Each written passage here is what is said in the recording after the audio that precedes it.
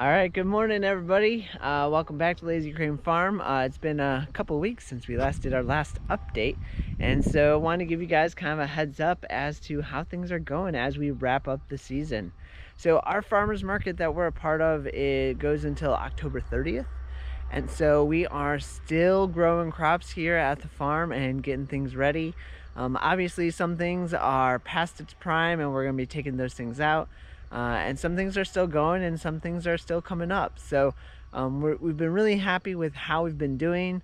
In spite of all of the drought that we've had, which I'll show you guys later, our grass is brown, like straight brown. I haven't mowed probably a month. It's probably been a month since I last mowed.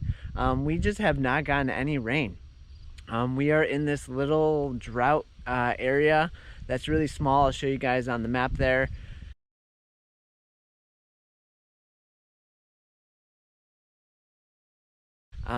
It's just really tiny. And so unfortunately, right, we've had to do a lot of watering. And with watering comes a lot of time, but also being strategic about it.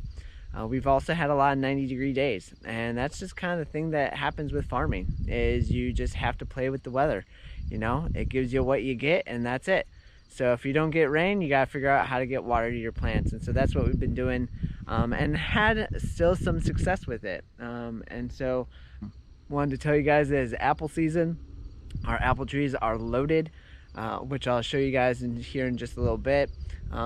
As to cover crops, I've been trying to get some cover crops started, but because we've been so dry, I haven't wanted to put down any seed in the rest of the areas.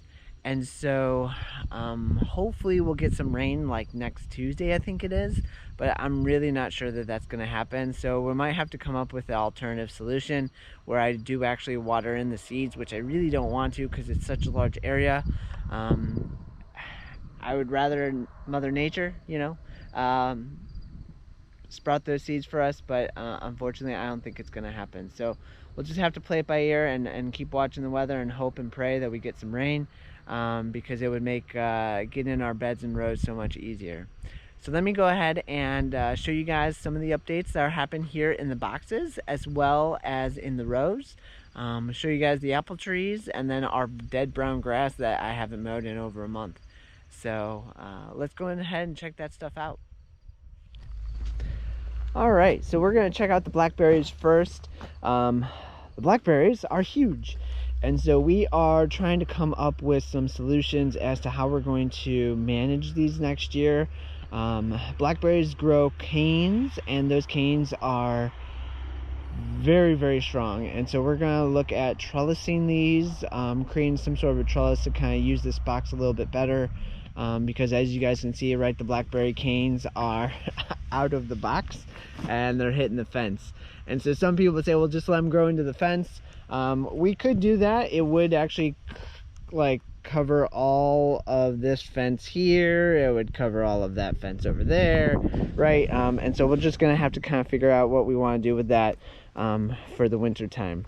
We have been getting some blackberries, and they are fantastic, and so really excited about that. This is the plant that did not do so well, but it is actually flowering, which means that we are going to be getting some blackberries here soon. And then you guys can see these guys are ready to go. I'm gonna go ahead and harvest these later on today, and then we can go ahead and eat them, and they are fantastic. I love that word, fantastic. All right, so next on the list is our green onions. They're still coming in, which is great. They haven't died on us yet, especially with the drought. Green onions like a lot of water to stay looking good. And so ours are still doing pretty okay so far. So we have lots of green onions and going strong. We have our parsley and blueberries. Our blueberries really just didn't do much. I don't know if it's the soil. We did acidify the soil quite a bit. Because blueberries do like acidic soil. So I don't know if maybe it's just their first year, they're still getting situated. I don't know if maybe the parsley kind of shaded them out a little bit, but they really didn't grow as much as I thought. I thought they would do a little bit better, but they're just kind of holding their own right now. For our peppers have been hit or miss. We finally harvested a couple peppers the other day, whereas everybody else has basically been harvesting peppers for the last month and a half.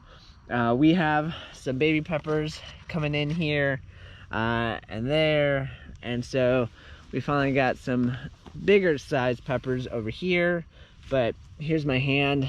They're not very big, but they are very fragrant. They are very fragrant and tasty. We did have some yesterday in some tacos that we made. So we're a little behind on the pepper game, but they are still coming in, and they look good. They're just not as big as everybody else's, and that's okay. Food is food. Doesn't matter if it's big or small. Here's our other blueberry bush, and like I said, I just got scratched by the blackberry vine. It didn't do very well. So I'm not sure what the issue is. It's been getting regular watering, it's been getting regular feedings.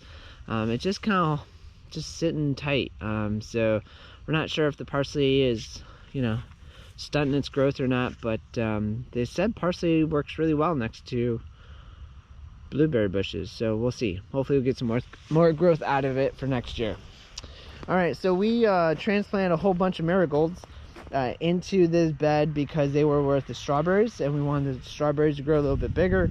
So I went ahead and dug them up, and we now have 2 big beds of marigolds. And that marigold back there looks gorgeous, by the way. So let's get some flower shots. Everybody loves flowers. There you go. And then we have our broccoli. Now, I would, in a heartbeat, grow this broccoli again. For those of you that don't know what this broccoli is, it is a Pac-Man hybrid. It has been growing non-stop. These are the original plants from the spring, and they are still producing tremendously, which is crazy. And we did read that when you take off the head broccoli branch, side shoots and it will be prolific. Well, prolific is, to each his own, but I can tell you right away that we have had tremendous amounts of broccoli, and we've actually had more broccoli here in June and July, August, and September than we did in June. So it's been doing really well. I'm definitely going to be planting this again, just because you're getting a continual harvest off of these from week to week. So that's been really great with this broccoli, and I can repeat that in the other 2 beds that we have, this Pac-Man hybrid. So I'll put the link down, I'll put the name down of this. So for those of you that like broccoli and you want to grow it, Pac-Man hybrid is definitely a success story. All right, so in this bed, we have our spinach that is coming up.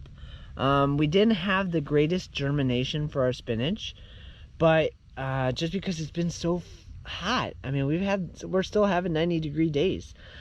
So, it's not the best time for spinach, but we are continuing to watering, keeping the soil cool. One of the positive benefits of having well water is that the water is like 55 degrees. So if you do have soil, it can cool down the soil quite a bit. So we do have some spinach coming up. This is actually a different variety than the one down here. This spinach is called Salad Sensation, and it basically produces constantly these little baby spinach leaves. I would like to grow more of this because it's really easy to manage and you can cut it pretty well. So hopefully we can get some more to pop up.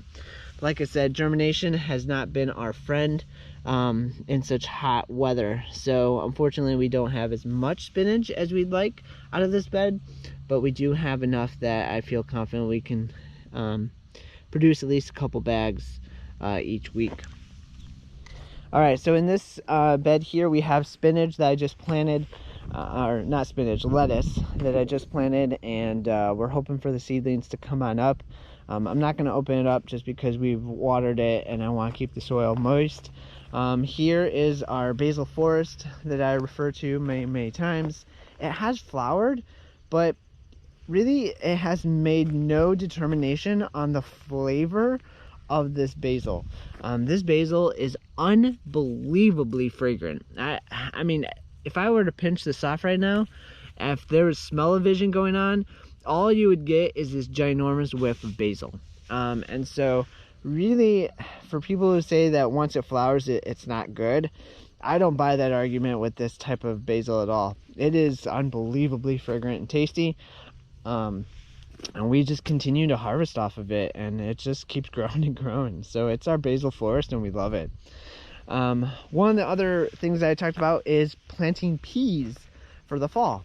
And I can tell you that we are doing pretty good with our peas. So we have our peas, they're growing. I know they're a cool season crop and it's been 90 degrees, but we were able to have like a string of like, I want to say it was like 4 days where it was cool. And so I said, let's just get the peas in, we'll water them, we'll cover them, we'll give them what they need, and then let's see if they come up, even though it's been so stupidly hot. And sure enough, they're forming pods, and they're getting a little thicker. Some are a little thinner than others, but overall, we are gonna have a pretty good pea harvest here going forward. So this box we planted about a week later. It didn't do as well, as you guys can see. This is what weather does to succession plants. That one had about a week good of cool weather. This one had about 3 days of cool weather, and then it turned right to 90 degrees.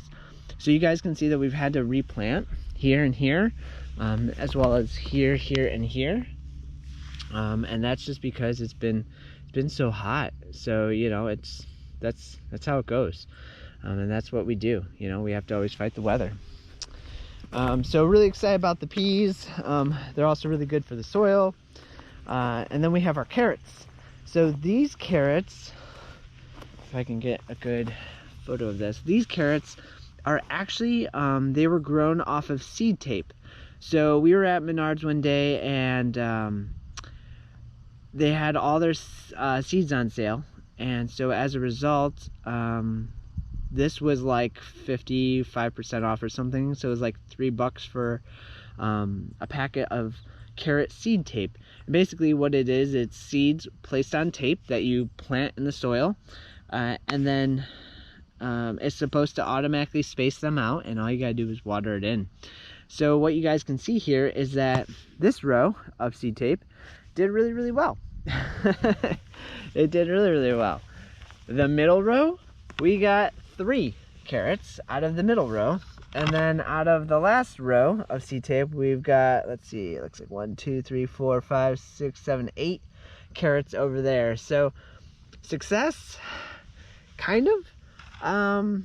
You know, I was hoping that the seed tape would be a little bit more maybe in the middle and on the sides.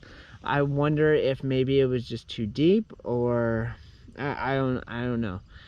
Because we planted all these at the same time, so, but that's, you know, that's how it goes. So we could have replanted, we probably should have replanted with another variety, but I didn't want to mix it up. I wanted to really see how this seed tape would do, and so far it's been pretty good in this row. So we've got a lot of good growth out of it, and we'll let you know how it goes.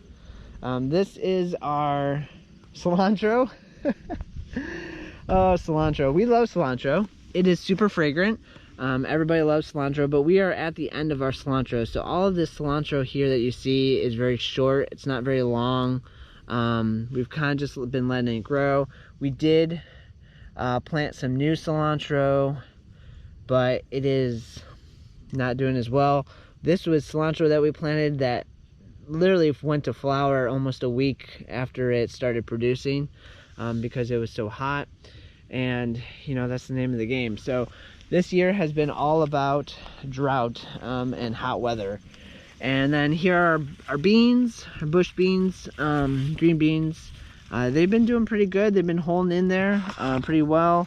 I have way more out in the field that are growing tremendously, but these ones are part of that dilemma that we had, right? So here's what cilantro looks like when it goes to flower. It's actually quite pretty, and the bees love it.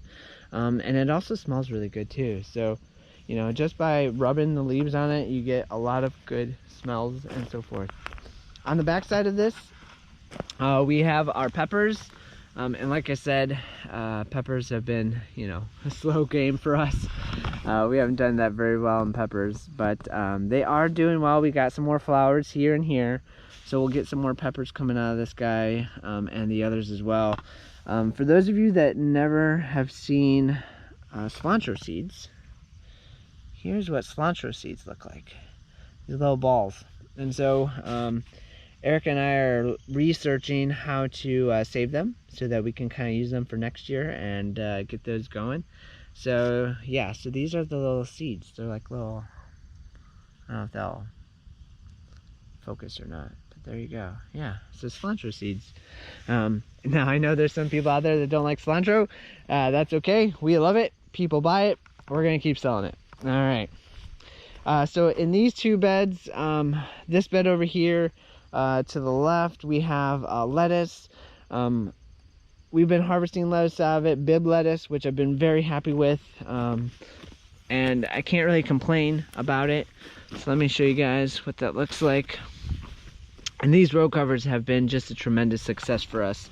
It's really helped keep a lot of our plants growing and producing. And so I highly recommend it. If you can get yourself some row covers and shorten them up a little bit, your lettuce will do great under it. So we have some lettuce over there. I hope those will make it to Saturday.